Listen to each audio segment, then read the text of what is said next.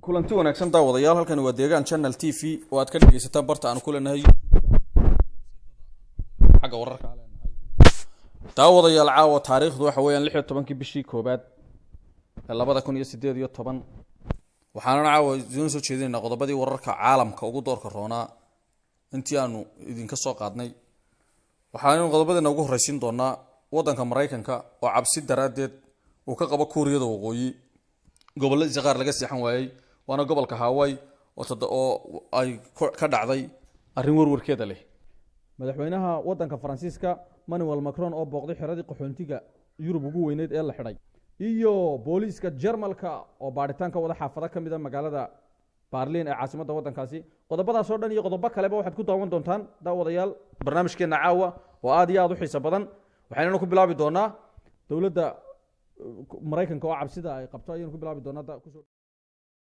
gobolka Hawaii ee wadanka Mareykanka dadka ku nool ayaa toddobaadkan aakhirkiisii waxa la soo diristay cabsi weyn kadib markii qof kasta uu telefoonkiisa gacanta ugu soo dhacday fariin ka timi wadanka Japan oo uu sheegaysa inuu gantaal kaga soo maqan yahay Kuuriyada Waqooyi waxaana arrinta sii xoojiyay baa la leeyahay kadib markii uu telefishin laga leeyahay wadanka Japan oo isaguna arrinkaasi shaaciyay oo sheegay gantaalkaasi inuu saacada kadib oo kale ku soo eegyahay wadankaasi Mareykanka waxaana imika baaritaan lagu wado arrintaasi uu la yaab ku tilmaamay sababta xogta qof walba iyo telefoonkiisa oo gobolka ku nool ay u heleen qolada soo dirtay ee reer Japan walow aan si dhaba loo ogeyn qofka soo diray ama cidda digniinta bixinaysay waxaana imika la tuhunsan yahay inuu warku markiis horeba ka yimi dhinaca Kuuriya madaxweynaha wadanka Faransiiska Emmanuel Macron ayaa booqday xerada Calais ee laga rafacay qaxoontiga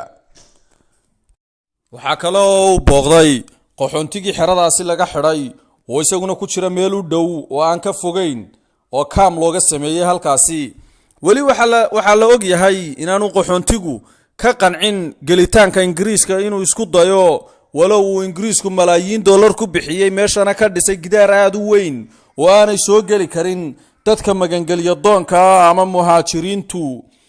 tanna waxay noqonaysaa baa la leeyahay madaxweynihii ugu horeeyay ee booqda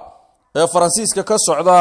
ee qaxoontiga booqda waxaanu u ballan qaaday in noloshooda wax laga bedeli doono codsiyadoodana la dhageysan doono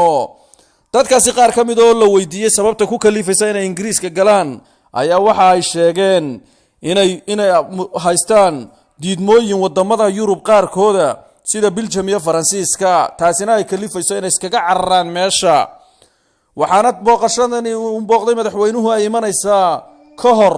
intaanay kulmin haweeneyda wadanka Ingiriiska ra'iisul wasaaraha ka Theresa May iyo madaxweynaha wadanka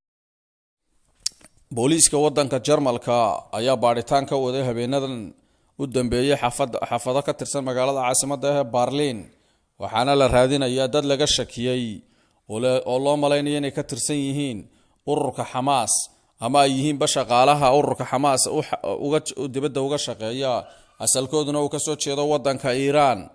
beegsanayaana dadka haysta diinta Israa'iiliyiinta ama Juujka loo yaqaano waxaana la leeyahay hore tan oo kale waxa uu dhacday